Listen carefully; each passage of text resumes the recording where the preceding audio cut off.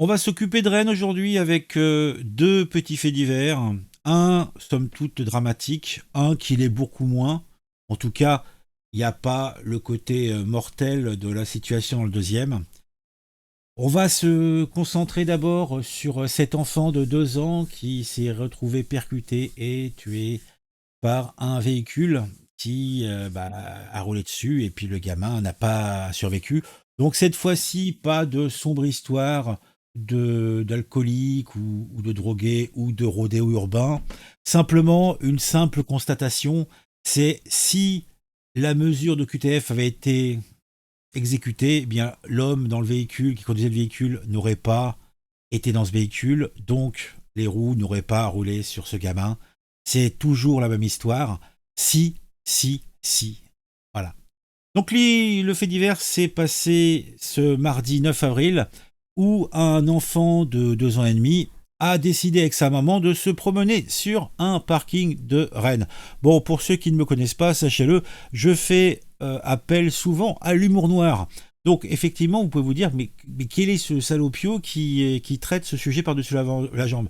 C'est un moyen comme un autre de se protéger, c'est un moyen comme un autre de traiter les sujets, et c'est le mien. Bon, en tout cas, il décide, le petit bout, de prendre l'air avec sa maman. Sa maman, elle, était devant elle et poussait le vélo avec ses mains au lieu de le chevaucher. Le petit se trouvait quelques mètres derrière elle et il avançait qu'un. Et soudain, et un véhicule s'approchait et manque de peau. Il se trouve que le petit garçon a perdu l'équilibre et il est tombé sur le sol. Coïncidence malheureuse, la voiture qui avançait à une vitesse somme toute digne d'une tortue centenaire l'a percuté. Ouais, c'est vraiment pas de chance. La voiture était somme toute quand même trop proche. Le conducteur peut-être n'a pas vu, enfin on ne sait pas. En tout cas, il semblerait une coïncidence malheureuse. Mais le conducteur, lui, n'avait pas le permis. Et il a pris peur et il s'est éloigné des lieux. Donc il a fait un délit de fuite avant de se raviser et de revenir. De son côté, l'enfant a été transporté en urgence absolue au CHU.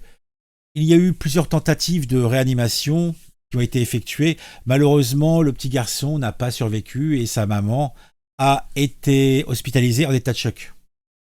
Le conducteur est un ressortissant géorgien en situation irrégulière. Il a été soumis à des contrôles d'alcool et de stupéfiants qui se sont révélés négatifs. En tout cas, on peut dire que ça soit pour ce conducteur, que ça soit pour cette maman, que ça soit pour cet enfant, la chance n'était pas de leur côté aujourd'hui. C'est le minimum qu'on puisse dire. Donc c'est dramatique. Je pense que là, véritablement, c'est faute à pas de chance. Mais soyons objectifs. Si cet homme n'avait pas été là, si la mesure de QTF avait été exécutée, ce gamin serait toujours en vie. Bêtement. Mais je pense pas que cet homme, à part si les éléments qui nous ont été donnés sont inexacts, mais c'est... Oui, effectivement, il n'avait pas de permis. Oui, effectivement, il était trop proche, sans doute, du gamin. Oui, mais je peux pas non plus lui mettre 50 kilos de reproches sur la tête. Hein. Ok, dites-moi en commentaire ce que vous pensez de tout ça. J'ai une autre petite news plus légère, on va l'aborder, et ça se passe toujours à Rennes.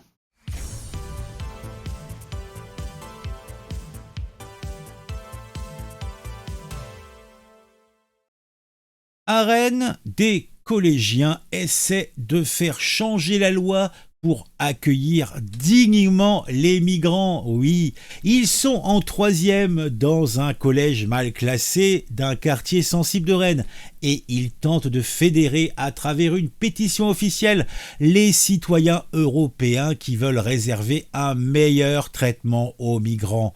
Ah, c'est beau, ah, c'est grand, ah, filez-moi un sac, j'ai envie de vomir. Voilà. Bon, vous savez ce qu'on dit sur les jeunes, hein? Ils ne s'intéressent qu'à leur téléphone portable et à leurs jeux vidéo. Eh bien, eux, non.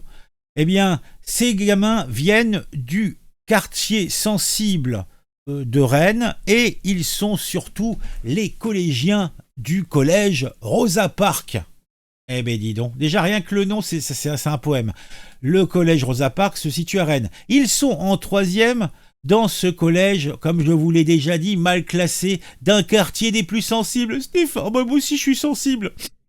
Mais cela ne les empêche pas de vouloir changer le monde, et ils ont décidé de lancer une pétition. Oh, les braves garçons, les braves filles, oui. Une pétition somme toute officielle pour réserver un meilleur traitement aux migrants en Europe. Et devinez quoi? Ils essaient même de faire changer la loi. Eh ben dis donc. Ils sont peut-être jeunes, mais ils ont déjà compris que les adultes ne font rien et qu'il est temps de prendre les choses en main. Alors, dites-vous que la prochaine fois que vous entendrez pas quelqu'un se plaindre, de la jeunesse d'aujourd'hui, parlez-lui des collégiens de Rosa Parks et foutez-lui une mandale pour lui apprendre à parler d'autre chose. Non mais ça énerve. Bon, je pense qu'on a fait le tour. On se dit à bientôt. Mettez un j'aime, mettez un commentaire. Et puis, pourquoi pas vous abonner si vous regardez régulièrement les vidéos. À très très vite pour une nouvelle vidéo sur un sujet qui m'a intéressé et qui, je l'espère, vous intéressera aussi.